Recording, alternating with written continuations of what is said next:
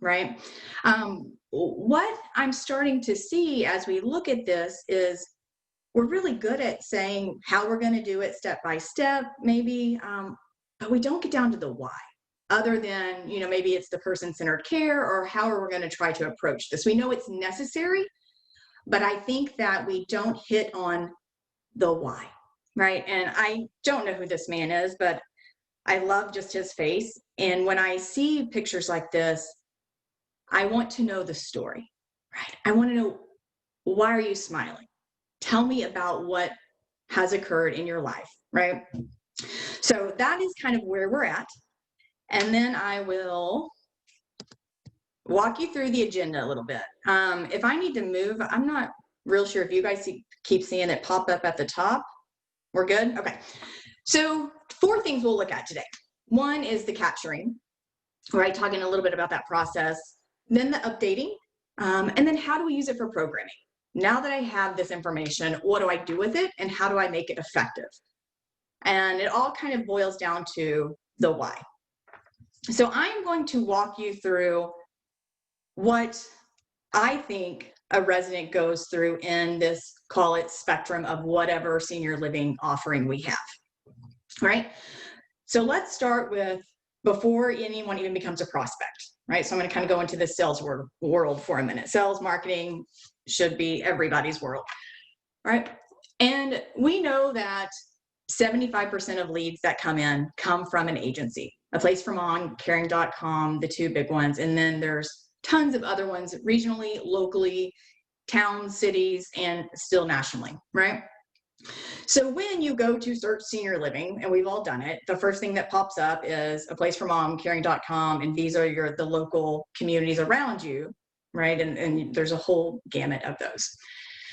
So most people begin their journey there, and they start talking with an advisor of sorts, right? So think about yourself as this potential customer, and you don't even have to think about it as a resident point of view, because I'm going to bring in some other examples, but just think of yourself. So I'm going to tell my story to this agency advisor, who is then going to say, you know what, based on what you've told me, your needs, maybe your interests, lifestyle, whatever, spectrum we're going through, I'm going to connect you with who I think is a right fit for you, right? It's matching, dating, whatever. So once this agency, okay, and assume we're here, or however you get that information, then passes you along to usually an organization, a company, right? And that's when you start to come into the world of a prospect. We know this could be a long lead time, it could be a short lead time, depending upon why you're even reaching out in the first place, okay?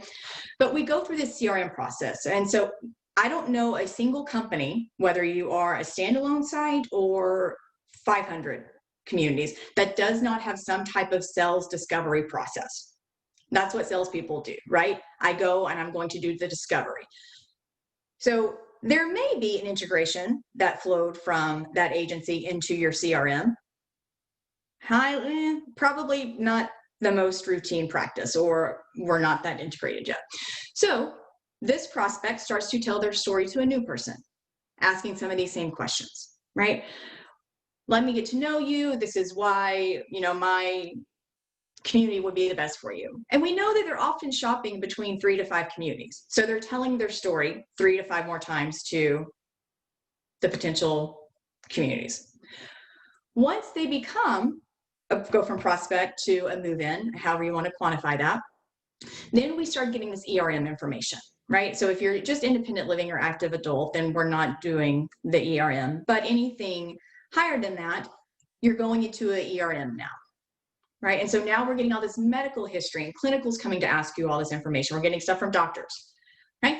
So we go from there, and then we kind of get handed over to where we come into placements on the phone, that engagement lifestyle. And then we may have a new platform or process of taking this information. Right. And then however long they stay, there's that transition to some type of higher level that could happen. Why I say all this, I believe that as we continue to tell this story, it gets diluted, right? If you had to tell your story that many times, you would be frustrated. Here's 3 examples I'm going to give you when I think of companies, right? And so I'm going to give you a bad, a good, and a great. First one is a bad. We've all been here. Think about either a call center, a hotel, you had some type of experience, you're trying to, it could be shipping, right? I can't find my golf clubs, FedEx, I need you to help me. You call and you explain their story and you're like, oh, we need to transfer you to this department. Okay. All right, Sarah, I see you called. Can you tell me what's going on? Okay, I'll tell you. I'm going to need to transfer you to this department. They need to hear your story. And by the end, you're just annoyed, right? And you're trying not to start yelling at the end and you're trying to be like understanding. But clearly, if you're in any type of operations, you're like, your system's broken. Do something about it, right? So a good one, I'll give you this. A good one is you have medical records in an office and I moved from Texas to Florida. I had to transfer all of that stuff for my children, right? So I do the medical release. I get all of the HIPAA forms sent to a new doctor. I walk in and the doctor says, oh, I've looked over your forms. I feel like I know you, right? Like that's a pretty good, but I still had to reach out on my end to get that process going, right? So it was like this 50-50. We both did our part.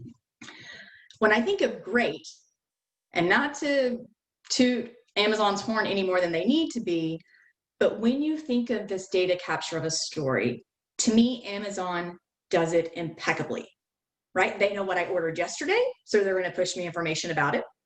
They follow me, right? If I haven't ordered something in 2 years, it's not going to pop up. Everything is relative to kind of where I'm at in this experience, in this journey.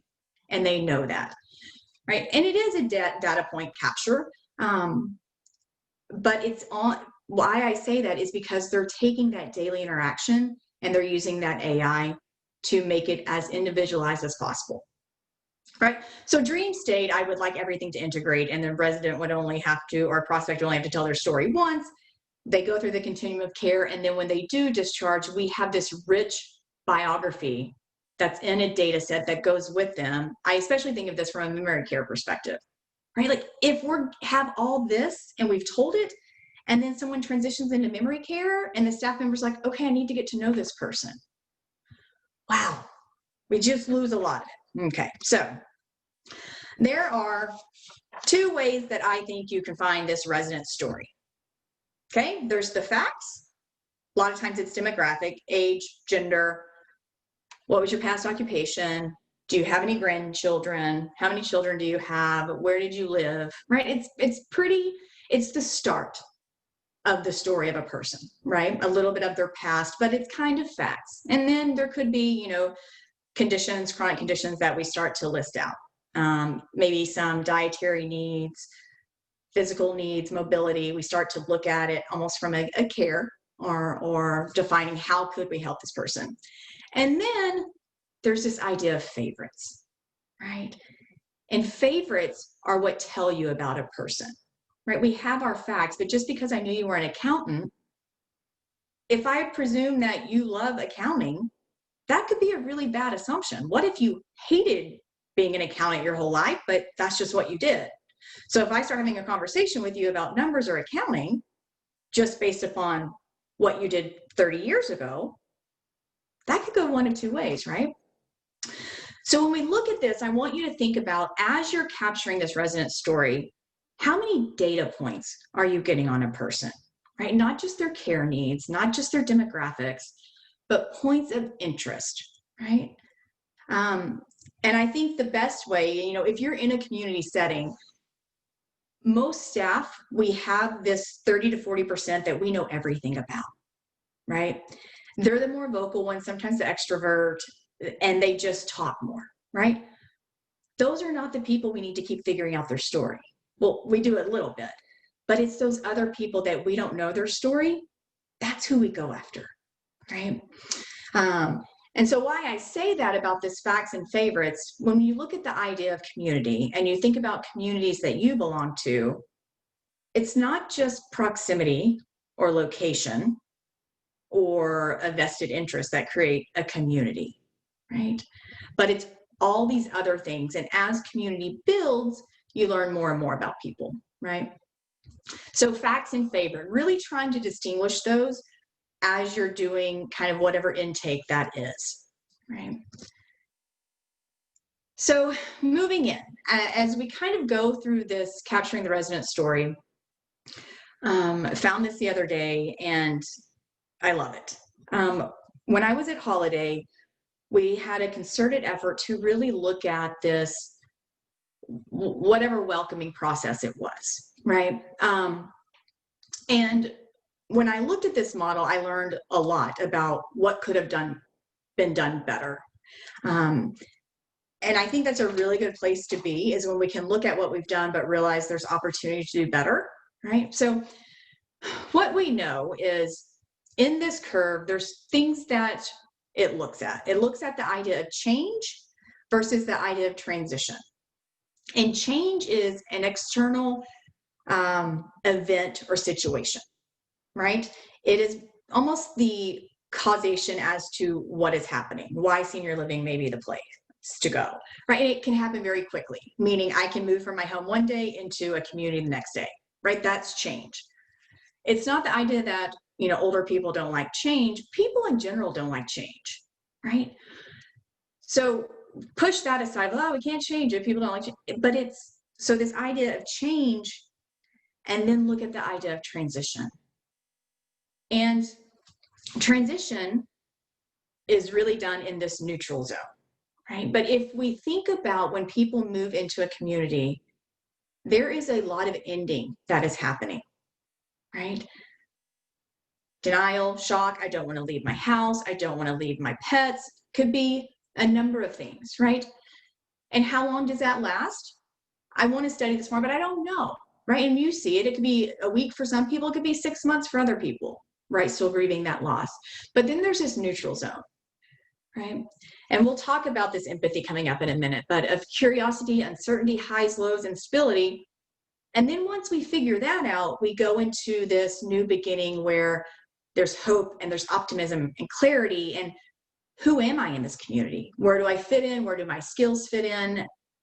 Right? And so what I think is missing when you think of this process is, have we created any space or training around this idea of empathy, then moving through the neutral zone, and then moving into a new beginning?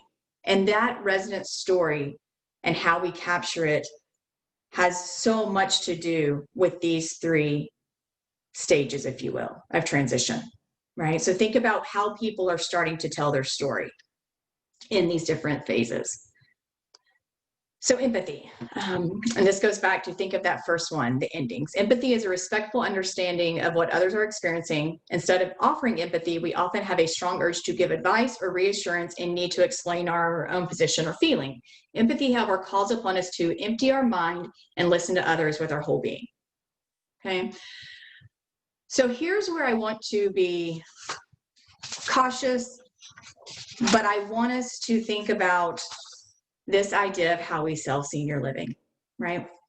And I'm going to call it the sales Kool-Aid, and we've all drank it. And I think when we drink that Kool-Aid and we become so set on whatever your mission is in your organization, to help people, keep people well, connect people, we lose this empathy of where they're coming from. And what I will tell you, what I think this sales Kool-Aid is that has an opportunity to just be different, is the story of poor older person living alone in their old home. We have to go rescue them and save them, right? I'm not saying that isolation in an older home that isn't equipped to be safe is a good thing. It's a terrible thing, right? But trying to go save someone and then call them stubborn for not wanting to leave, I feel like is kind of how we go for the jugular in senior living. And it's like we turn it just a little more until we think it's going to resonate with them, and they're going to jump out and be like, I see it now. I should leave my home that I love, and I should come move in with 100 people I don't know because you're telling me I'm going to have socialization, right? So here's why I say that. My mother has become basically my beta test for everything. She is 69 years old. She lives on a 30-acre farm by herself in a small rural community. She has good friendships, but she's alone in a lofted farmhouse with the steepest steps I've ever seen. And she is adamant that she's also been widowed for 3 years, right? And there is small glimpses of a little bit of memory impairment. We've talked about it. It's open. We know this is occurring. Me trying to tell her that she needs to move away and she needs to leave this place of solitude and comfort and be with people has completely diminished the value of what she finds in that. So when we have this open dialogue, what I find is her purpose of every day wanting to get up and do is to be strong enough to live by herself as a widowed woman and take care of herself. That gives her extreme purpose and joy to be able to do that and to tend to this farm, right? So I say that because we have to start looking at it differently, that our communities aren't a place that save people, right? It's a process which they come in and they find community. But we can't just assume that older people are not living good lives in their homes, right? So really, and this empathy comes in that when you first move into a community, we're not going to just dump you into a group setting and say, ta-da, meet your new friends, socialization. Don't you feel great about this choice you made? Right. And we're gonna survey you a week later and say, tell me about the move-in process. I think those people still may be trying to figure out what in the heck did I just let go of? Right. And so really being okay to have this transition period be longer, right? If it took someone 6 to 8 months to move in, I don't know that they're going to be able to compartmentalize and work through all of that even in 30 days, right? So a life story is never static. I think I saw this come to fruition more than ever when COVID hit.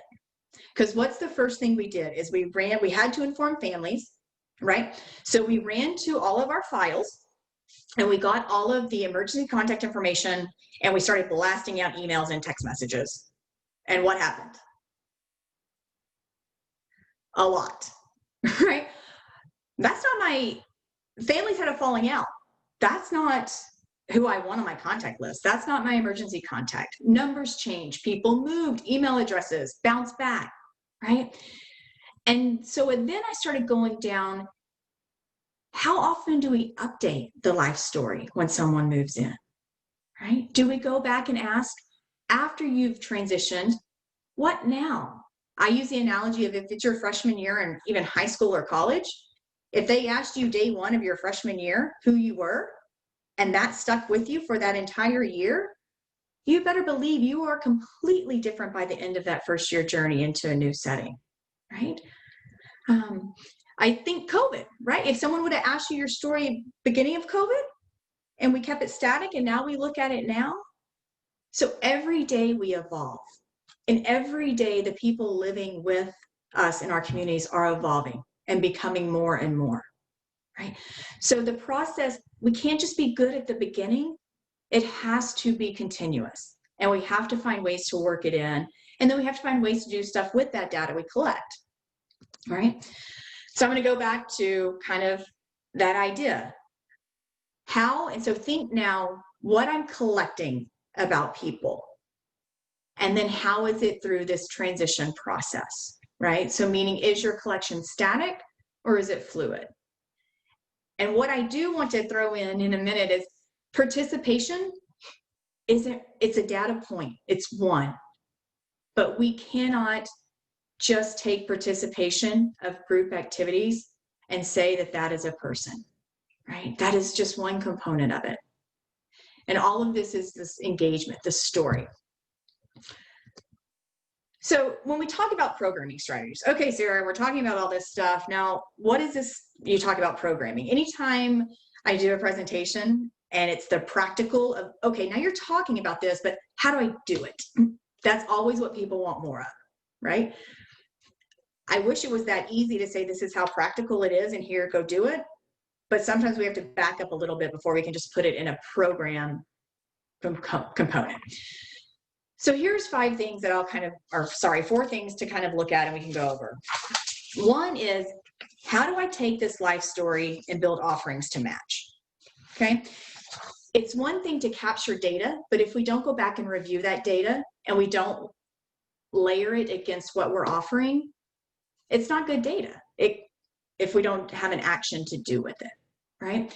So you have to be in your organization committed to go back and look at that and layer it against what you're offering, right? And it should happen all the time. I've said this quite a few different presentations, but the exception reporting, right?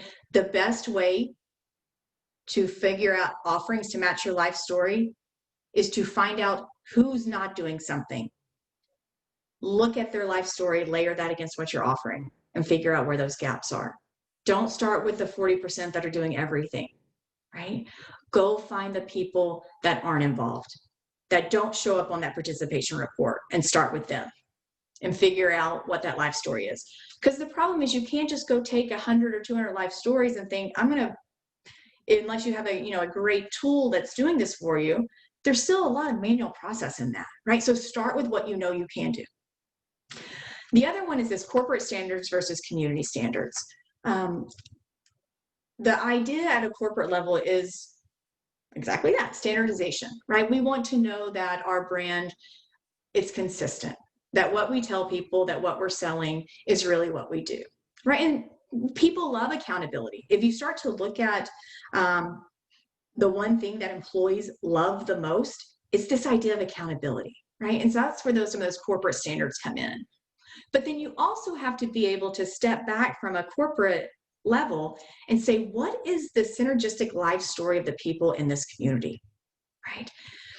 Working for a large organization, I can tell you that visiting a community in Massachusetts is distinctly different from visiting a community in Arkansas, right?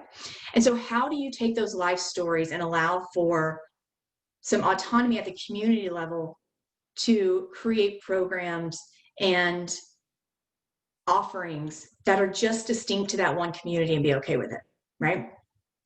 But before you can go out and make the case, you can't just say, well, our residents are different than those residents, right? No, how, right? Pull that data and show me how. And don't just look at age, right? Age is this weird thing that tells us we should be in some set pattern. And what we're finding right now is technology and age, there's a little bit there, but just because someone's 90 doesn't make them the same as the 90-year-old next to them, right? Same thing at 60. So going to that participation, beyond participation, I will continually say this, that it's just one tiny component of the engagement measurement, however you choose to measure that. And why I can say that is if we go back and we just looked at participation of group activities from COVID start March until now, we would have some really crappy data, right? And it would look like the residents haven't done much if we just looked at participation. But we know that's not true because there is so much occurring in small groups when residents we know that's happening. They're having people in their apartments, they're getting out, they're doing stuff. But there's a lot of individual engagement that is still taking place, right? And so we have to make room for that in how we're looking at this information. And knowing that life story can help us to also know, is someone better suited for large group activities? Or do they just want the 2 or 3 or maybe their own one-on-one, right? And so that's what leads us into having a collection of offerings and that life story, knowing who's going to do well in virtual settings, right? Is there some distinctive marcation about someone that says virtual programming is a good thing? I think we're so new in this, we don't know what that is yet. But wouldn't it be cool to be able to use that data and start to look at who fits into what offerings better, knowing this virtual offering is going to be there for quite some time? Right? So from that programming strategies, it really is looking at that story, updating the story, and using the story as often as possible, right? Here's the other big thing that I'm starting to find out of why this story is so important. I used to listen to people talk, and I've done it myself, and there's this pride, right? That one employee will know a resident so well. And you kind of go like, oh, Pam, can you please help me with Mr. Johnson? Like, you know him so well. I don't know what's going on. I would love to, right? That happens every day. And it's fine. There should absolutely be a individual connection between staff member and residents, right? But the problem is it's always in their head, and it's just in their head. And what happens in senior living? Turnover, right? So as soon as that rich information and all of that problem solving is in a head that walks out, we lose it, right? And so what people have to start understanding is, no one goes in and is preparing for the divorce, call it. You don't start a job, think, oh man, you know what? Probably not going to work out. I'm going to be out of here in 6 months, right? People have this idea that they're going to stay, right? And so it's not maybe as important to get this out because I will always be here to be with Mr. Johnson, right? So that is that other why, that we're not just doing a process. We're not just taking data and putting it somewhere for the sake of doing it, and you just want me to be busy and mark checks off. No, the data you collect every day interacting with residents and people is what helps us all. It's kind of this essence of teamwork, but we can't just keep it in the minds of the team, in the heads of the team. Because what happens is Pam was the one that knew Mr. Johnson. Pam leaves. And now we're going to rely on Mr. Johnson to tell his story again. That doesn't seem fair, right? That's thinking of it from the resident perspective. Why should I have to tell my story over and over again? I see you typing the stuff. I see you writing it down, right? So create those plans and processes for that employee departure, right? Especially in memory care. My goodness, this is huge. Sometimes it takes 6 to 9 months to get to know how to really work with that person. And then that caregiver, that staff member leaves, and we're just at a loss, right? I think about, just the deficit and the decline that can happen from that, of that was the one normal, right? So how do we pick up the pieces and all do this? So the why, going back to that next step in this process of how you're doing, think about the resident, right? It matters how we share what we know with others, right? It is so important. And then, one thing you'll see here, but our processes should capture their story instead of relying on a resident to give us details about their life, right? We can't just sit back and wait till Mr. Jones walks up to the desk and decides he's going to tell us his World War II story, right?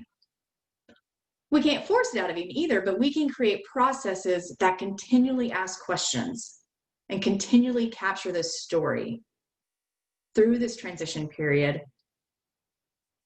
I think if we were as diligent about capturing stories as we were about doing annual surveys, right, those stories would tell us so much more than just the survey that, green beans, still mushy.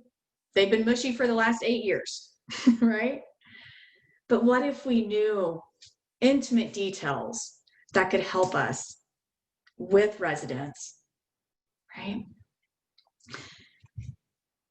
And the other thing is we cannot learn if we don't ask, right? And all people have to do is kindly decline. They tell us no every day, right?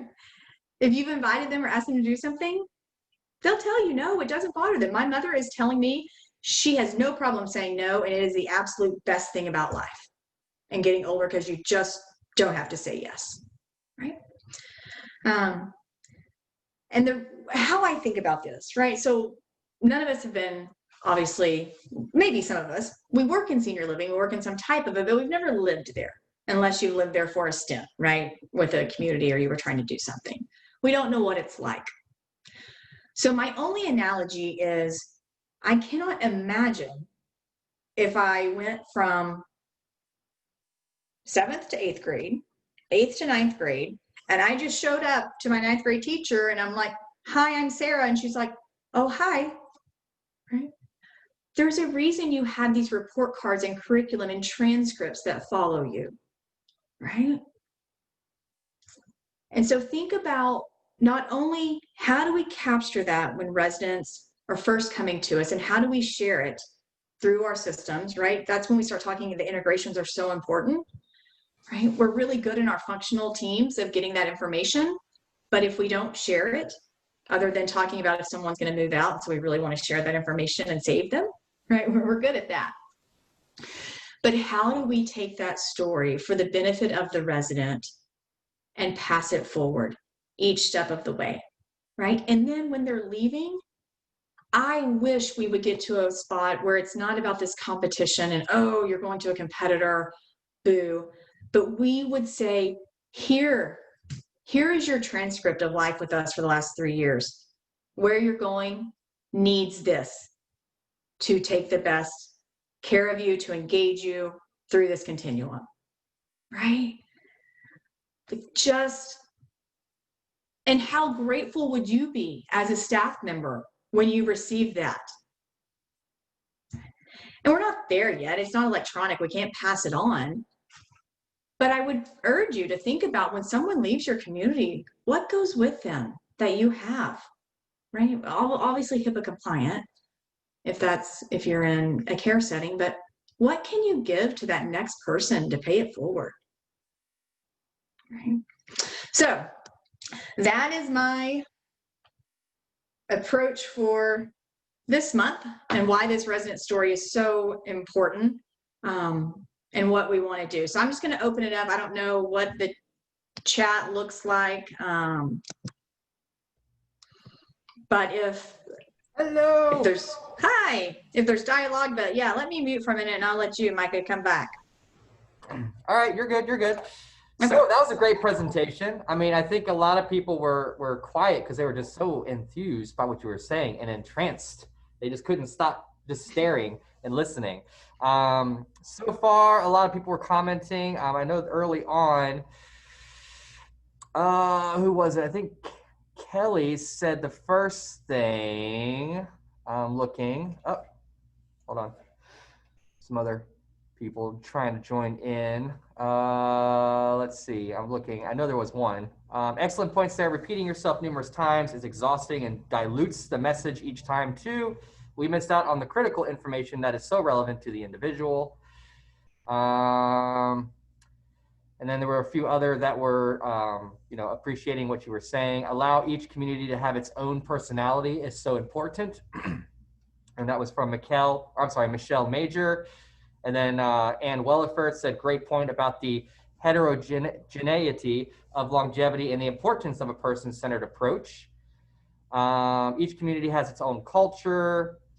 And then now some other people are saying, thanks, Sarah. Best to capture story when they are in scrapbook form, paper, or app. Oh, sorry. What is the best way? That's a question. Sorry. Yeah, I think there's a lot of ways. I don't think there's one gold standard. Obviously, if you can capture something electronically, it's easier to disseminate, it's easier to update. But it's not so much that we're not good at that first capture, right? I think there's tons of questions you can, and I would start with the facts versus the favorites, right? Go back, look at that form that you're capturing with, even what an agency is sending you or what your CRM is capturing, right? And figure out, are we asking the right questions? I think that's the first place to almost go back and start. A scrapbook form, yeah, something that could go with them. I could see how that could be useful. I think scrapbook is, as much as we can press forward. My message is we would never go back in sales right now and be doing it on cards, right? So advocate for this idea of the resident story, how important it is to get it off of paper. And I think when you start to look at your functional departments, even again, if you're 1 or you're 50 communities, you'll start to see that most other departments are not doing stuff on pen and paper, right? So, can you fight for that system? And can you start small to do it, right? It doesn't have to be huge. You can build something internally as well. Excel is a really good tool to start with. You can search, you can export, you can do lots with it. I know it's tedious, but it's better than paper. Yes, that's very true. Michelle Major also asked, interested to learn about ideas on best ways to track participation. Any best practices for electronic capture? Yeah, there's a lot of stuff right now. I think participation is one of those we get so fixated on it, and that it's going to tell us everything. Um, it doesn't tell us that much, other than people are doing stuff or they're not, right? And if you look at activity calendars and the offerings there, they're not any different. It's the same kind of basic 25 activities that happen. And then you pepper in every once in a while something new and exciting, right? So to me, this participation is more about are people's needs being met, right? And here's the thing with participation. For me, I would think, you should do something once daily. For someone else, they may be fine doing something once a week, and that's enough engagement, right? So, participation, I've seen RFIDs trying to do it, but the minute you start handing residents something else to like hold on to and scan, it's just a recipe for kind of disaster. So I think you start to look at what is worth tracking, right? I don't think it's feasible to track everything accurately. You can say you're doing it, but to make sure it's accurate, right? Inaccurate data is as bad as no data. So go ahead. Michelle Major also commented, or Kathy Wood, sorry, also mentioned IE Life Bio and App Bot. Good idea, research app companies. There's a lot out there. The space is pretty crowded. What I would encourage you to do is don't look for, I like Life Bio. I know them well. I don't want to say anything bad, but you have to look at how is that going to integrate? Because if you just capture it there, it's a start. But how does it integrate is the big thing I would look at. We do a lot in point solutions. I would encourage you to look at solutions that can do more than one thing if you're going to spend money, especially on an app-based product. Okay. And then Michelle Major said, process for the additions to the life story in the community to include all departments is very important, dining, housekeeping, etc. It is. I think you have to, what I would encourage maybe from a process perspective, you're going to inundate the resident, right? We know we do this upon move-in. And if we try to say, all right, every 30 days, we're going to come back and do a full review of maintenance, dining, cells, check in. And so how do you layer or pepper those in throughout the year, right? So maybe in Q1, you just do a dining update. Maybe in Q2, you do kind of a home safety maintenance update. But yeah, you want all of your staff to know that story as well. Simple things is even focusing on 2 residents. Each week, can you focus on a resident, and the staff can start adding this life bio too and updating it. And then Paige commented, great presentation. Prospects are people, individuals. We can't be one size fits all. And then Verna said several extremely valid points. The day our communities find a way to centralize the 13 and up databases and assessments that take place, we will finally have the complete picture and story of each resident. I call this deeper knowing. Yeah. I think the biggest thing is what COVID has afforded me the opportunity to do is get out of kind of the day-to-day operations side of it and look at it from the 30,000 foot view. And you do start to see that kind of our blinders are on and we're so focused that we can't see the bigger picture. And the bigger picture is really working towards these data silos, right? And spending some time to come up with solutions because we're doing good work. That's the thing. This isn't meant to be like, oh, we're not doing well. We're doing great work, but it's tedious to share it and to update it and very manual. So it's just continuing to look at innovation, not just with hardware or solutions, but innovation with our processes. Does anybody else have any questions or want to be bold to raise their hand or ask a question at all other than just chatting away? I love the chats, but don't feel like you don't have to like say something. Well, as I say that, for SNF and memory care setting, we use a quick reference life story page for staff families to contribute to ongoing and use for interaction conversation. Great tool for new admits as we get to know them. Who is in charge of obtaining and maintaining the resident story before move-in or after? Oh, I love that question. I think this is where we get very, again, going back to that narrow focus. If you tell it, ultimately it's going to lie somewhere in like lifestyle enrichment. But if you say that it's their responsibility, then you just dilute all of it. And that's someone else's job, right? You make it a part of your culture. The first thing when you start working here is we want to know residents, right? One person can update it in a database or physically hold on to it. But every employee should feel like they have the right to go write on somebody's paper, enter something into a system without having to get a lock and a key to access resident stories, right? Like quit hiding them in locked drawers. Well, it's like you said, because if, let's say you handled one resident and then I handled that same resident, but I didn't know how to handle it, but you did, and you didn't enter it in to say, hey, if you did this little thing, it would help, but then you leave. Well, now I don't know how to get in your head and call you to say, how did you do this? So it would be helpful for you to be able to go to a piece of paper or a data site to go, I did this and it worked. So when other people come in, they can look at that chart and go, oh, okay.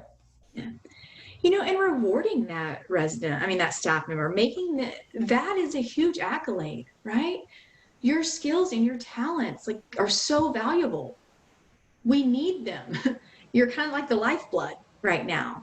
All right. And so taking that from not to, oh, you did it really well. Can you go update the manual for the process?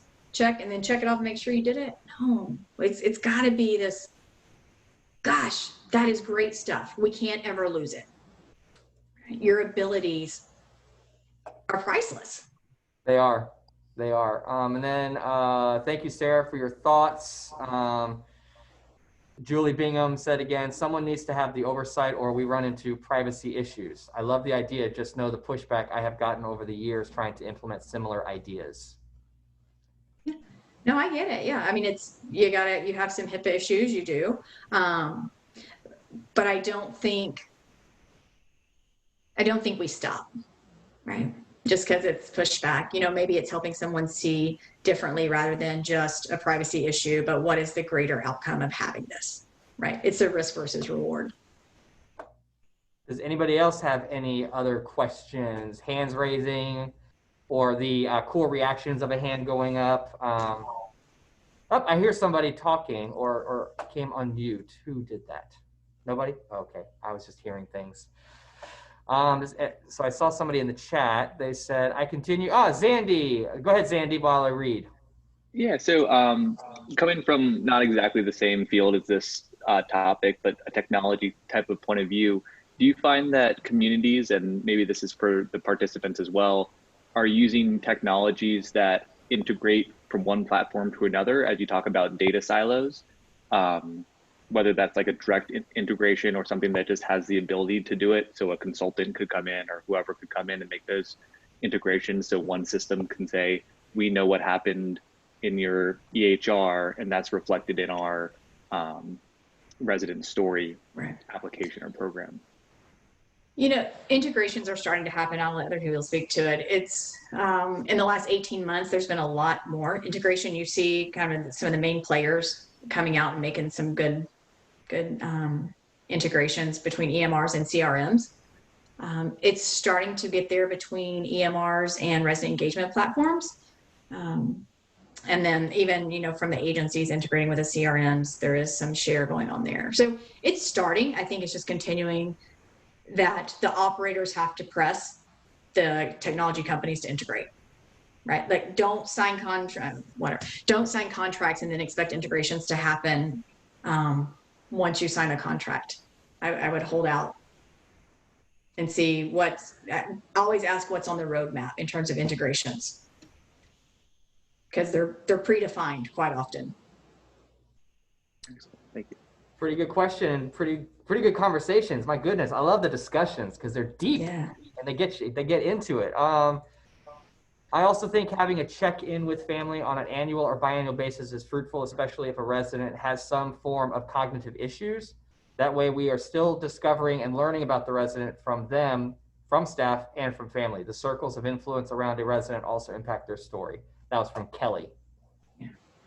Great point. And you know, Angela Burton is a weird, great friend that has happened over COVID, but so important to, you know, I spoke a lot about capturing it, how it's evolving now, but to her point of capturing who they've been all this time before, right? And extracting that. And she has some great ways that she does that. But yeah, it's that whole picture. Very important. Well, if nobody else has any questions, I'm going to stop recording because I did that like right at the beginning of your topic starting. So because I realized I didn't start recording. So I'm going to stop recording.